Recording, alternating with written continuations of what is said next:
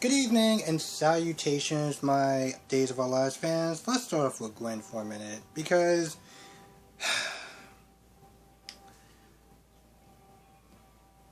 part of the scene is so stupid, the way that it takes place.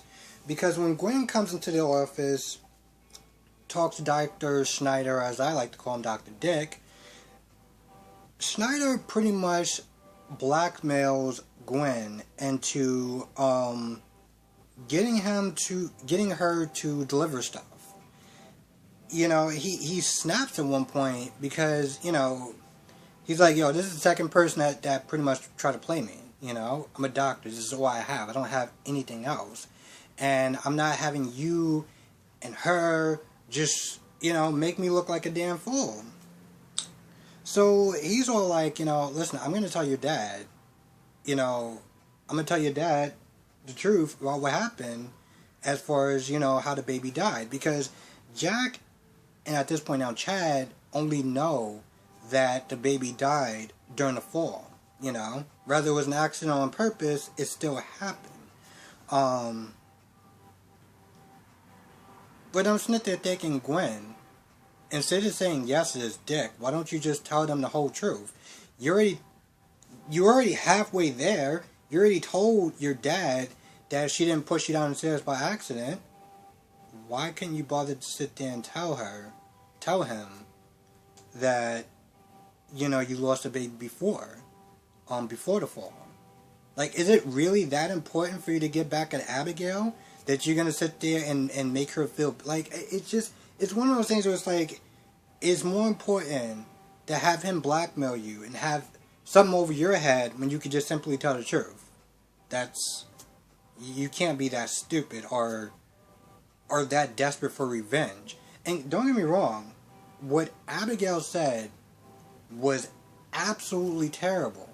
And I understand that the need for revenge and to make her feel like crap. I totally understand that, and to be honest, I'm actually 100% behind that. When you're having this weasel sit there and try to blackmail you, nah, you're already halfway there. Just sit there and tell them the truth.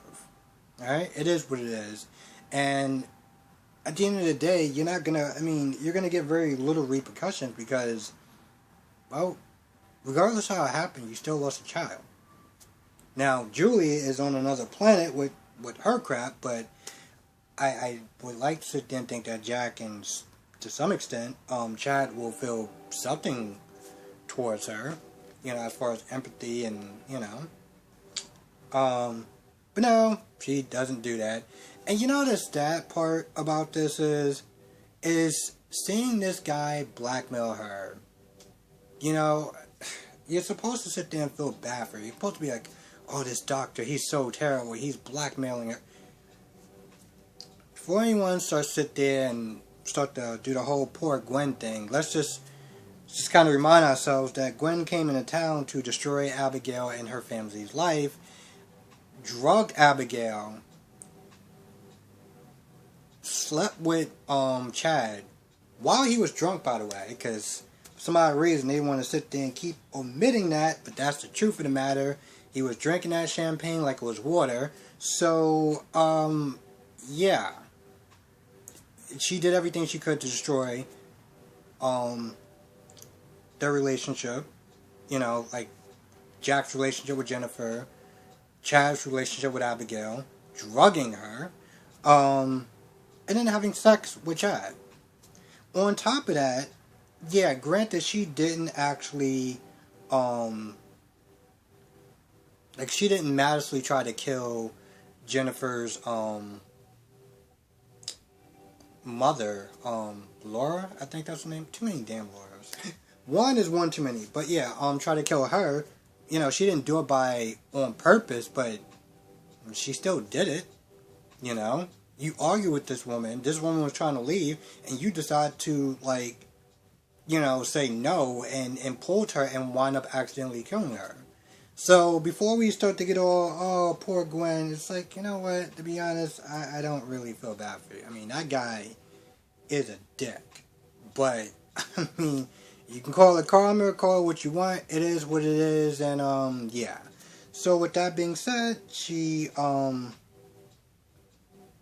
she delivers this envelope, which is, well, it's drugs. Um, she delivers to a place. I don't know exactly where she delivered it to, but she got somewhere. And she opened it up, and it was, drugs. And, Chad walks in, and Chad just has that look in his face like... Now, another thing that I was just like... was the Abigail and Chad scene. Because I felt like this scene was just drawn out way too long. You know, Chad was like, is there anything I can do to sit there and to get you to stay? And I'm sitting there thinking, no. Just let her go. I mean, and she wants to go, clearly. I mean, you know, she already made up her mind. She already packed her bag. She didn't even sit there and talk to you. She wants to leave. Let her leave. Bye, Felicia. That's what I'm sitting there thinking. So after this long, drawn-out conversation, you know, Chad's like, you know, let's not understand why you're doing what you're doing, and I support you, and, you know, they hug and they kiss, and then she leaves, and, you know, Chad started crying, and I was like, bro, she's not dead, she's just leaving town for a little bit. And you understand the reasons why she's leaving town. You know, it is what it is. But she still loves you. She didn't sit there and say she's ending the marriage or anything like that. She's just spending time with her mother so that way she can get her head on straight. I mean, you two got kids. She's not, like, just bouncing forever. She even said that. So when she leaves and he starts crying, I was like, bro, seriously? Like, really? You act like she's dead, bro. That whole scene was just... I just, no. Just, no. Then Jack comes over. And Jack sits there and explains to, you know, he's sitting there like, you know, where's Abigail? I need to sit there and tell her that, you know, Gwen told the truth about, you know, her not pushing her down the steps. But Jack was like, listen, it's more than that. You know, it's more than that. I mean, the fact of the matter is, and this is another part, Chad goes in this roundabout circle to a point where the first time Jack was like, do you blame her for Gwen losing the baby?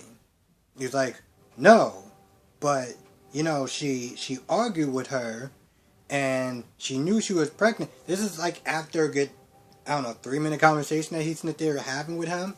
And then he's like, but, you know, at the end of the day, you know, she knew that she was pregnant, and she still continued to do it anyway.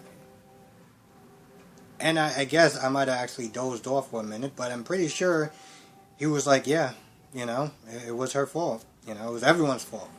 So I was like, so you're blaming her. Why didn't you just not say that the first time when he asked you, when you went around this story that seemed like it, I'm not going to sit there and say it went nowhere, but he flat out asked you, do you blame Abigail? No. But, you know, she did do it, so you blame her, right? Okay. Okay. So, yeah, that scene happens.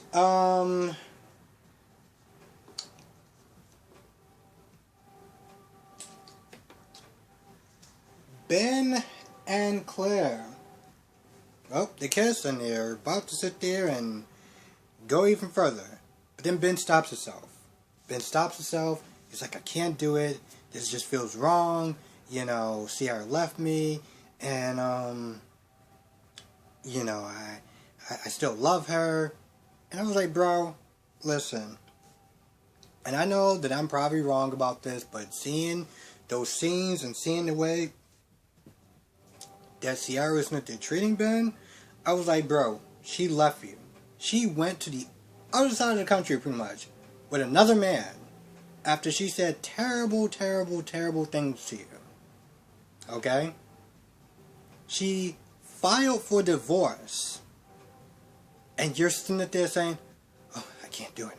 Yeah, I know everything that happened, but I still love her. I was like, bro, I feel like in some sort of way, I don't really like to use this term too much, but bro, the term simp comes to mind. That's really what I have to sit there and say about that, because that's the only way I can sit there and try to make sense out of what I just saw. So now at this point, Claire's sitting there blaming herself. She's sitting there talking about, oh, you know, I'm taking advantage of you, I'm throwing myself at you. It's like, no, y'all hug, things happen. It's human nature. Let's not try to make this more complicated than it is. I mean, she's gone. You're not seeing anyone. But they stopped themselves and they, Benzo like, I don't want to lose our friendship, blah, blah, blah. And so at this point, I'm just like, cool. So we're going to go back to Mopey, Mad Ben. This is, and it's so funny. It's so funny because I was sitting there talking to one of my customers at work. Talking about GH a little bit. We were talking about more days. And, she was sitting there talking about how Ben, the guy who plays him, is a great actor. And I went back as far as sitting there saying that him and the actress that plays Lonnie was both on All My Children.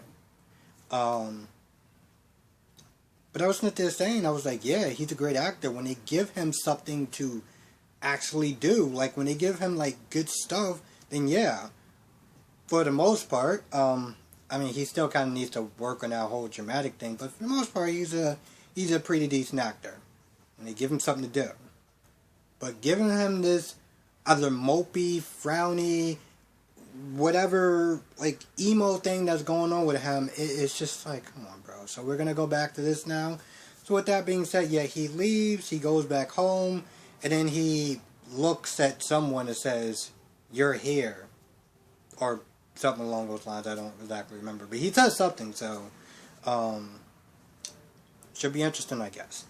Now, Dr. Dick, or Dr. Schneider, the sad thing is that I call him Dr. Dick, and that's mostly because he was going that trip a certain way and actually liked Trip. But let's be honest, granted, she's not exactly a saint, and she's getting exactly what she deserves. But with that being said, Dr. Schneider's like, nope, you were only the first person on my list. So he walks up to Jan Spears. Now, Sean is not there playing this chick like a damn fiddle. And she is so desperate and stupid, she will sit there and believe anything that comes out of this man's mouth. Because for some odd reason, they decide to just have, honestly to tell you the truth, I think if any writers from Days or listening, and from what I heard, Ron just kind of just does what he wants. But if you have any people that's higher up, listen, can we get some better villains? Because this chick is just not doing it for me. Kristen, yes, I like Kristen as a villain. This woman is just so... She comes across as so desperate that she just comes across as pathetic. And I need something more from her than just her super obsession with one guy. And willing to kill, kidnap, and anything in between with any person that gets in her way. But, yeah, so he's like, listen, meet me at this LMN because we can't do this in public because, eyes and everything like that. And, we'll pick back up where we left off at, because she just throws herself at him. And, at that point, he leaves and she's, honestly, to tell you the truth, for looking at my phone, I guess she was fantasizing about all the hot sex that they were going to have.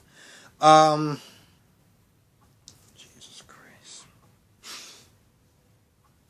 So with that being said, she's in La La Land, but she gets woken up because Snyder comes over and pulls her hair for some odd reason, because that's something that grown men that's over 50 years old would do. But he's pretty much like, listen, I have a bone to pick with you. You faked a coma, you left, you did all this other stuff when you're supposed to be here. You make me look like a damn fool. And those other people isn't it, they're asking for the surveillance footage. You're not helping me out, lady. And at this point, I was about to call Bella again. At this point, what was I going to sit there and say? At this point,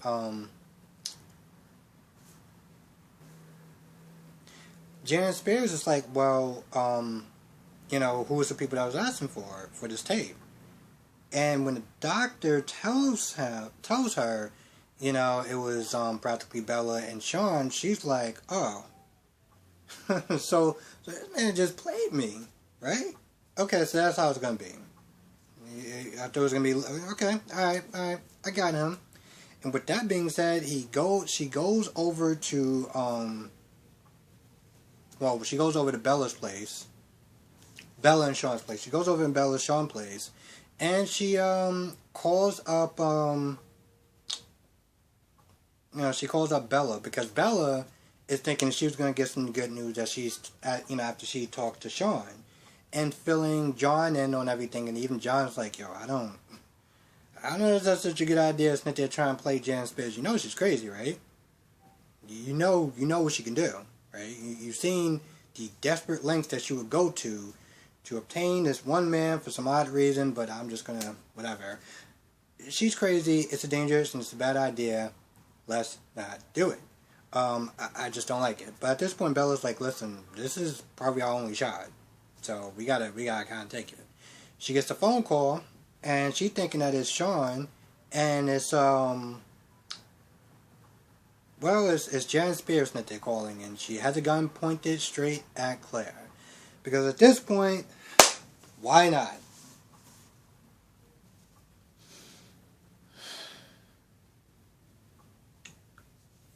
So I guess we're gonna find out what's gonna wind up happening. Days is actually getting really good. I was not watching GH today. I don't do like side stories or like special episodes or whatever when it doesn't have anything to do with the main stories. So I was just like, yeah, I'm not like watching that. But if you didn't actually watch a review, head over to Bach TV because he did his review on GH. Bless his heart, because I was just not gonna sit through that. Listen, I am at awe for the people for the show to actually give a tribute to this man who's been on the show. So I thought that was pretty amazing, great, and heartfelt. But I just was not watching for those reasons I explained.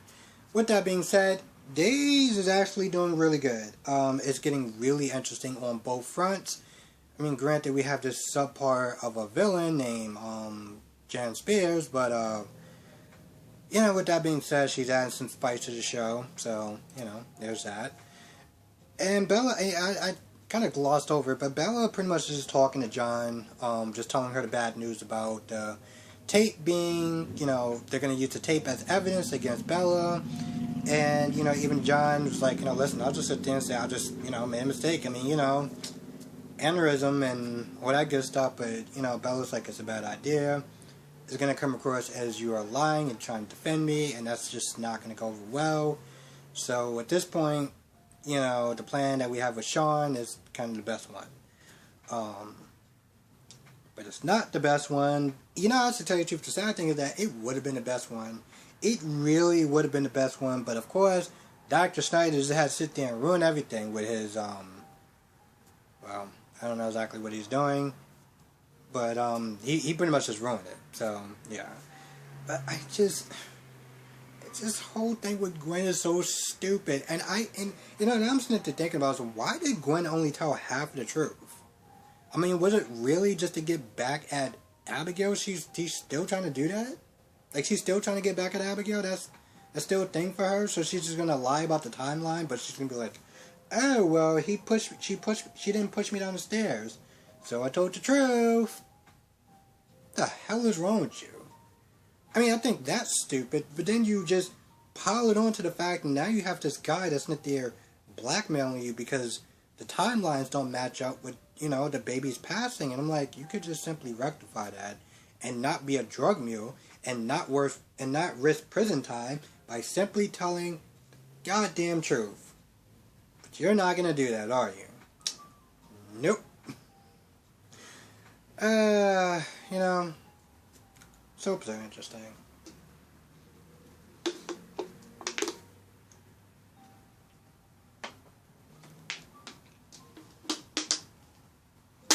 With that being said, I'm gonna go. I want to thank everyone for watching. I hope everyone has a great weekend. Let me know what your thoughts are in the comment section below as far as this episode is concerned. And are you liking the story so far? Are you liking Dr. Snyder? Am I actually saying his name right? Dr. Snyder, I think. I'm gonna stop calling him Dr. Dick. I really am.